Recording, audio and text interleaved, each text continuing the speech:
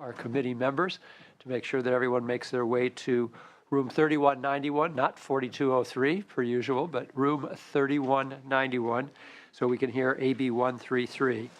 And this is a Budget Act of 2015 bill. If you would like to present, please. Good afternoon, Mr. Chair and members. My name is Amy Costa, and I'm with the Department of Finance. AB 133 is an amendment to the current year Budget Act. The bill specifically appropriates one-time funding for 4 provisions, the first 2 of which are focused on paying down debt. The provisions specifically are $173 million to accelerate loan repayment from the general fund to the traffic congestion relief fund. Of that amount, it provides $148 million for local transit congestion relief projects, $11 million for trade corridor improvements, $9 million for the Transit and Intercity Rail Capital Program, and $5 million for the State Highway Operations and Protection Program. This loan repayment is the first portion of the $879 million in outstanding transportation loans. The Governor's transportation package proposes to repay these loans over the next 4 years. The next provision is for $240 million to be set aside and invested in a trust fund to pay for future retiree health care benefits. As outlined in the Governor's January budget proposal, the administration has made it a top priority to address the state's $74 billion unfunded liability for retiree health care. The next provision is $105 million to CalRecycle to continue and complete the debris removal activities for the Valley and Butte fires. Finance does anticipate a significant amount of these costs will be eligible for federal reimbursement. The last provision is $1.8 million to the University of California to support expansion of the San Joaquin Valley Program in Medical Education, UC Prime. UC Prime is an innovative training program focused on meeting the needs of California's underserved populations in both rural and urban communities. With that, I'd be happy to answer any questions. Thank you for the succinct presentation, Ms. Costa. Of course, one major concern always of this committee is how our general fund bottom line will be impacted. So I just wanted to clarify a few things. If I remember correctly, the transportation debt payments were presented in the governor's January budget. So in effect, this will just expedite that process. That's correct. Great. And then additionally, the $105 million for Lake and Calaveras counties, this will also expedite that use of those funds. I'm going to ask my colleague, Matt Almy, to come up and explain this particular one because it's part of a broader package. Hello, Mr. Almy.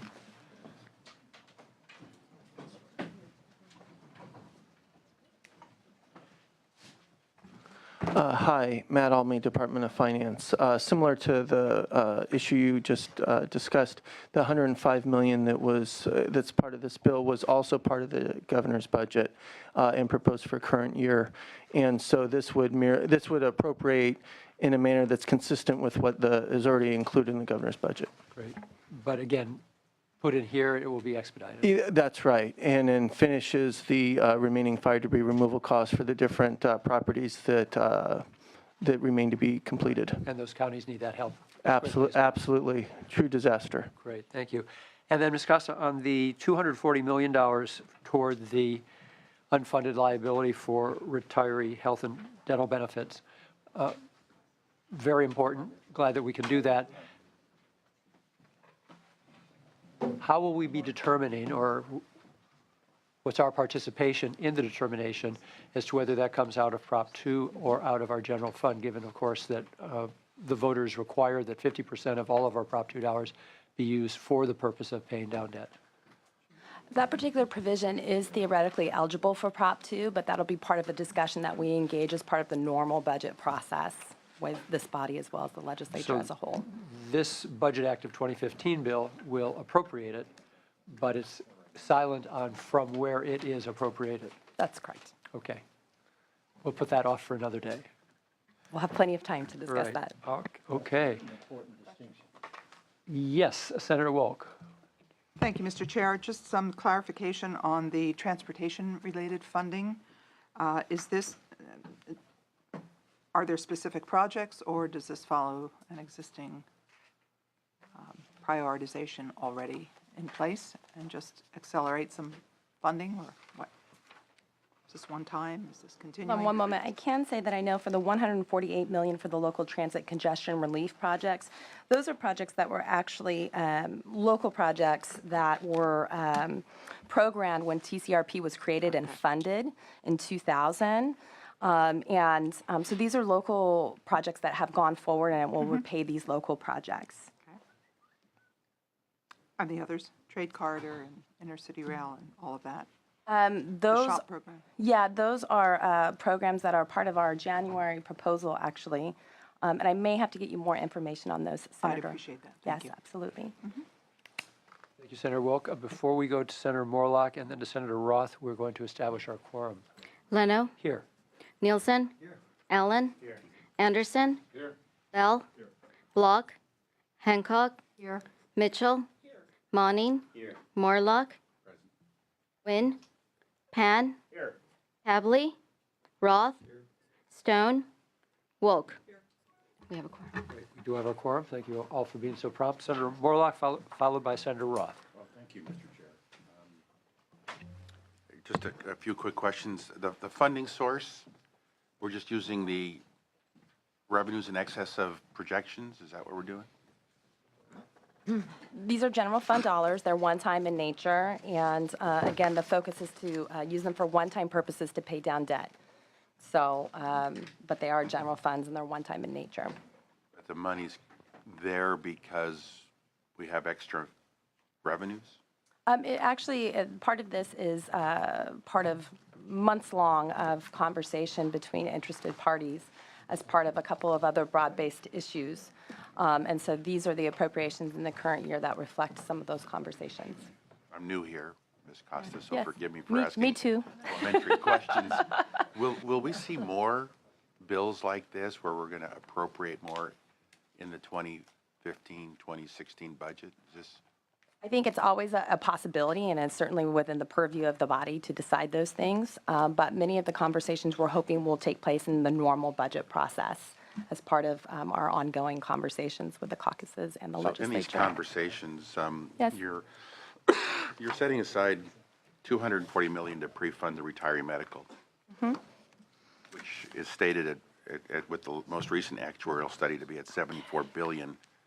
So I'm assuming you use the word trust, so I'm assuming it's a GASB 45 trust that we're funding, or are you going to hold this money in an account before you fund the trust?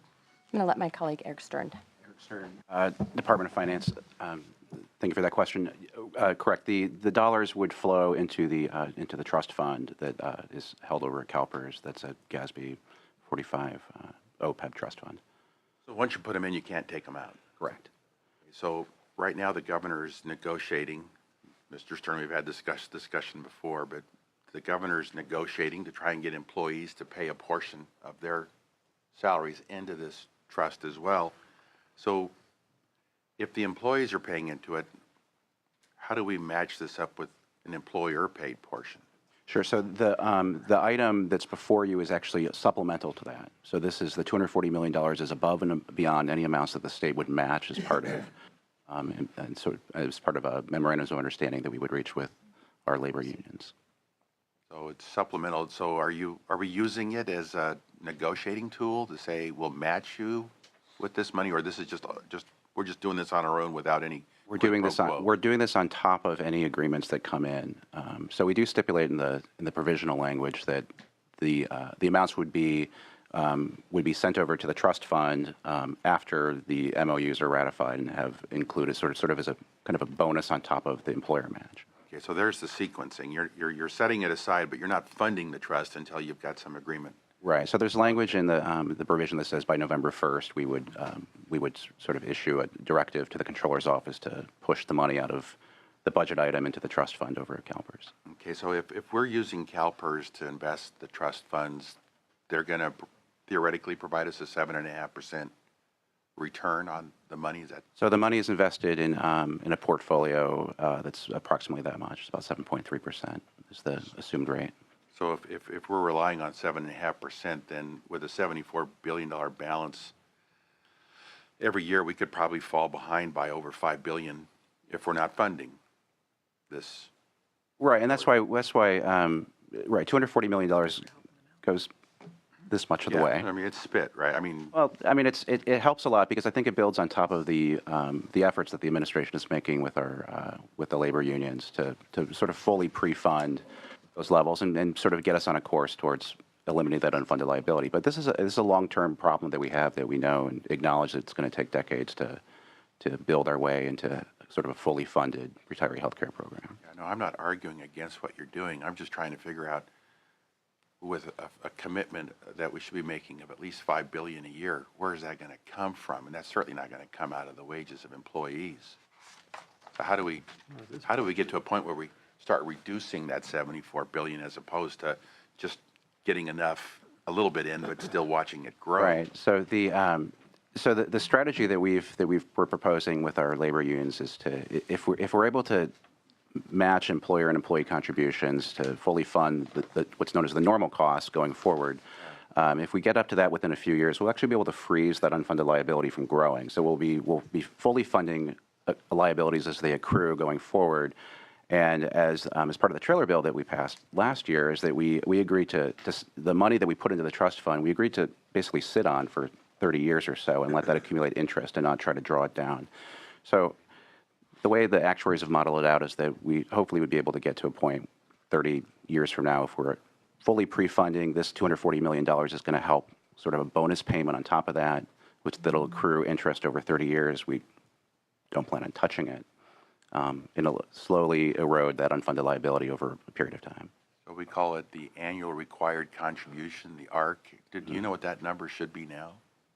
I think it's around in the $5 billion range, and so that includes our normal costs and what the actuaries sort of amortize over the actuarial calculation amortize the unfunded liability. So our pay-as-you-go costs are about $2 billion a year right now. We're at least doing 4%. That's better than nothing, I guess. So, okay, Every bit thank you, helps. Thank you. Mr. Stern, and thank you, Mr. Chair. Thank you, Mr. Stern. Senator Morlock, all good questions. I think the governor addressed this point very directly in his January presentation of the budget, and I think he used the figure approximately 30 years it will take for us to attend to this if we start now, and that's certainly his intention, and I think our collective intention as well. Then just to add to Ms. Costa's comment with your regard to general fund impact, as I had mentioned earlier, the $240 million that you're referring to could be paid out of our Prop 2 account, and the balance would come from our reserve, correct? I would think, Mr. Chair, even the Prop 2 account isn't going to be sufficient to really attack this thing like we should. So it's good that we're starting. But No, this supplemental payment would be a payment on debt, so legally, we could use it as part of the 50% Right, of Prop 2. right. But I'm that just must saying be what used. we're setting aside for Prop 2 is not sufficient to attack this That's not the, massive liability. that's not the purpose of it. Yeah, Different issues, except this does qualify for a Prop 2 expenditure. right. No arguments there. Okay, we have Senator Roth and then Senator Nielsen. Thank you, Mr. Chair. Just a couple questions on the transportation funding. Did I hear correctly, this traffic congestion relief project item, these are projects that were on the books in 2000. They've already been completed, and we're going to be repaying the locals who apparently did our work for us and funded them. Did I understand that correctly or not? Excuse me, Mark Monroe, Department of Finance. Yes, that is correct. There's about $148 million in programmed funding, and about half of it, last time we checked, had been fronted, and actually the locals had fronted their funding for this. And then so these are existing projects. No new projects will be added to the list. Whatever they are, whatever the projects are, they are. And this money will go to repay locals for projects that have been pre-funded and projects that are on the list that need to be built, it'll go to those. Correct. Now, as to the other items, B, C, and D, the trade corridor improvements, the transit and intercity rail, and state highway operations, how is that money allocated and who does it? Is it CTC? In terms of the, well, I'm just curious. I mean, this isn't Know Your Bible, so if you don't know, that's okay. yeah, so in terms of the shop, that is your, highway repairs, and Caltrans is constantly tracking what needs to be done. So that is your, the 5 million. In terms of the transit intercity rail, there's already, it's a competitive grant program right now that is primarily funded with cap and trade funds. But again, those are locals, and the state can submit projects that reduce GHG emissions and compete for those. And then in terms of trade corridor improvements, that's something that's a new program that Caltrans will be administering. Okay. Again, a grant program. The trade corridor program is really it's intended to focus on the trade corridors, which would largely be state highways. So I don't, not to say that some funds wouldn't, go to locals, but the idea is to, when you think of 80 and getting freight from the Bay Area or Alameda LA. in the south. Yes. Okay. Thank you. Thank you, Mr. Chair. Thank you, Senator Roth. We have Senator Nielsen and then Senator Bell. Thank you, Mr. Chairman. It's just a process issue that I often make observations about. We passed a budget last June. Here we are at the end of February, and we are still passing budget trailer bills. That's really not a budget process, and it's a bad habit that I feel the legislature has gotten into. I will continue to make mention of this as it goes on because I think it's, it's just not good business. Senator Nielsen, just on that point, to clarify, as opposed to a trailer bill, it's actually a budget bill junior. And the impetus behind this came from a number of Republicans on the Assembly side. I know that. Yeah. I fully know that. I'm complaining against anyone who is the author of it. Okay. It's corruption of the process. So noted. Senator Bell and then Senator Hancock. The trade corridor and other transit projects, does that include rail projects that involve transportation to and from ports? In terms of the trade corridor project, trade corridor just a funding, yes or no kind of thing. that could be included, yes. Okay, are there any specific ports, like is the Port of Oakland involved in any of these projects? That has yet to be determined. There's no reason it couldn't be, but the projects haven't Okay, yet the reason been I'm asking selected. is some of these projects get controversial, so I want to make sure that we're not approving without, in a blind way, projects that are controversial, such as there's some coal moving problem with the Port of Oakland. That project is not included, is that correct? To my understanding, yes. Okay. I just don't want to have a bunch of backlash saying, why did you vote for this? There was a controversy here. So you're assuring me that it's not part of it? To my understanding, that's correct. I'm happy to go back to the department and clarify. I don't believe the projects have been selected, but, when you look Yeah, at... okay, I'm asking you the question because I think this is important. Okay, could you make sure that that's not part of this allocation then? Okay. Thank you. Thank you, Senator Bell. Senator Hancock. Yeah, I need to be a little more specific because I do represent the city of Oakland and the Port of Oakland. There is a project that is funded with $178 million of 1B transportation bonds that turned out after the grant was made to include a coal transportation depot. It is extremely controversial in the district. And since much of it has taken place under the radar, I cannot vote for this bill unless we clearly specify that coal shipment is not going to be part of this transportation money. So I would ask, we actually have some language I could submit for a short amendment to this that would open up for more trade corridor improvements in other places and should make all the other members here happy.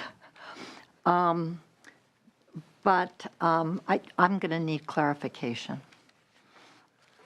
Senator Hancock, I very well aware of the situation in your district and your leadership in addressing it. Before we consider any possibility of additional language, I think if we could just get clarification that none of these expenditures will impact that project whatsoever, then it would negate the need for any additional language, though you might consider it belt and Okay. suspenders. A clarification that none of it will be used for the bulk depot in Oakland unless language is added to the contract excluding coal. But you think you can, not think you can, you will provide for us exactly which projects these dollars will be funding. To my knowledge, I know that the department and the agency, in working with the federal government and looking at trade corridors, one of the reasons they're making this a policy priority, they're considering a number of projects, and much more than what is included here. I will follow up with the agency and with the department to clarify what, if anything, is known at this point, and get back to you. Okay. I don't want to belabor this, but for me to vote for this, I need assurances in writing that money is not going to go to a coal export depot in Oakland. Thank you.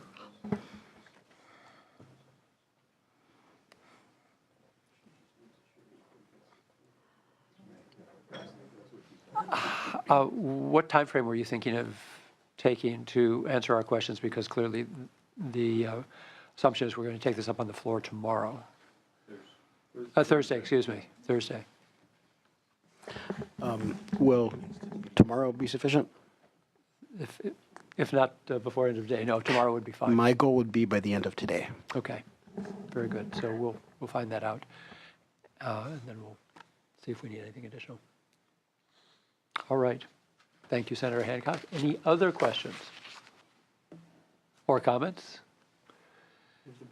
Seeing none, we do have a motion by Senator Roth. Is there anyone here who'd like to speak publicly on AB 133? For or against? In that case, we'll call the roll. Leno?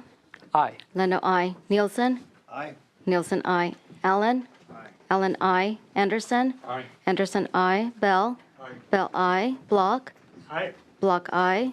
Hancock? Hancock, I. Mitchell? Mitchell, I. Monning? Monning, I. Morlock? Morlock, I. Wynn? Pan? Pan, I. Pabley? Pabley, I. Roth? Roth, I. Stone? Wolk? Wolk, I. Vote count is 14-0. The bill passes, moves to the floor, and with no other business before us, we are adjourned. Thank you. Timing was good, huh? Perfect.